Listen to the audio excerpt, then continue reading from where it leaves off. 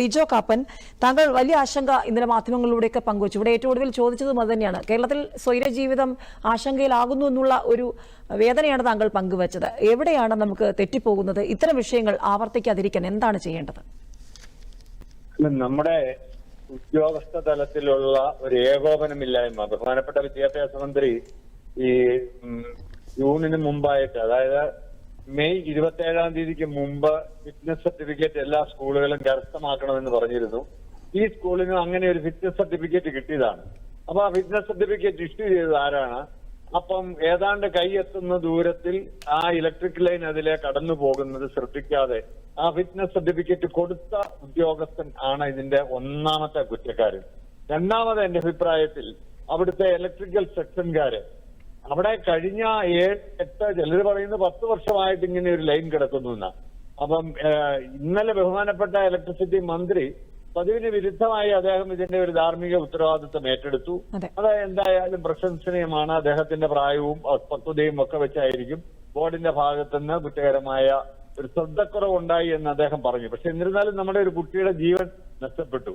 ആ സെക്ഷൻ ഓഫീസർമാര് അല്ലെങ്കിൽ അവിടുത്തെ ഇലക്ട്രിസിറ്റിയുടെ സെക്ഷൻകാര് ഇക്കാര്യം ഇലക്ട്രിക്കൽ ഇൻസ്പെക്ടറേറ്റിനെ അറിയിക്കുകയും ഇലക്ട്രിക്കൽ ഇൻസ്പെക്ടറേറ്റ് ആയിരുന്നു ഇതവിടെ അതിന്റെ കറക്ഷൻ വരുത്തേണ്ടിയിരുന്നത്. ഒന്നെങ്കിൽ അവിടെ അണ്ടർഗ്രൗണ്ട് കേബിള് കൊടുക്കുകയോ അല്ലെങ്കിൽ അടിയന്തരമായി അവിടെ അങ്ങോട്ടുള്ള വൈദ്യുതി വിച്ഛേദിച്ചിട്ട് ആ കണക്ഷൻ അവർക്ക് നിഷേധിക്കുകയും ചെയ്തിരുന്നെങ്കിൽ ഒരുപക്ഷെ സ്കൂൾ അധികൃതർ ഈ സമയത്ത് തന്നെ അതിനു വേണ്ടുന്ന പോസ്റ്റുകൾ ഇടാനൊക്കെയുള്ള അനുവാദം കൊടുത്തേനെ. അവര് പറഞ്ഞത് അടുത്ത കമ്മിറ്റിയൊക്കെ കൂടിയിട്ട് ഞങ്ങൾ ഇത് ആലോചിക്കാമെന്നാണ്. അപ്പം ഇങ്ങനെയൊരു അപകടം ഉണ്ടാകും എന്നവർക്ക് മുൻകൂട്ടി കാണാൻ കഴിഞ്ഞില്ല. ഈ കുട്ടിയുടെ ചെരുപ്പ് മുകളിൽ പോകാനൊക്കെ ഉണ്ടായത് ഈ പറഞ്ഞതുപോലെ പ്രത്യേക സാഹചര്യത്തിലാണ്.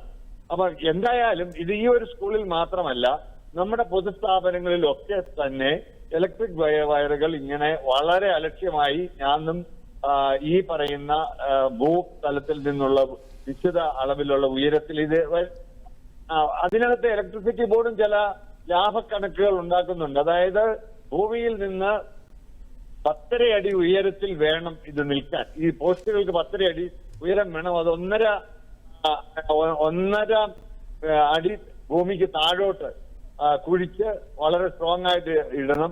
പക്ഷെ നമ്മുടെ ഇവിടെ നമുക്കൊക്കെ കാണാൻ കഴിയും ഇരുമ്പ് ഇലക്ട്രിസിറ്റി ബോർഡിന്റെ തൂണുകൾ മാത്രമേ ഉള്ളൂ ഈ പറയുന്ന കൃത്യമായ അളവ്. സെൻട്രൽ ഇലക്ട്രിസിറ്റി അതോറിറ്റി സ്പെസിഫൈ ചെയ്തിരിക്കുന്ന അതോറിറ്റി, അതായത് എ പോലെ ചില പോളുകളുണ്ട്, അത് മാത്രമേ ഉള്ളൂ. ബാക്കി എല്ലാ തൂണുകളും നിയമവിരുദ്ധമാണ്. 2000 മുതലേ കേന്ദ്ര ഇലക്ട്രിസിറ്റി ആക്ട് ഓഫ് 12 മാനദണ്ഡങ്ങൾ പറഞ്ഞിട്ടുണ്ട്. 2023 അതിന്റെ പുതിയ അമെന്റ്മെന്റും വന്നിട്ടുണ്ട്. ഇതൊന്നും ബോർഡ് കൃത്യമായി അത് എന്നുള്ളതാണ്.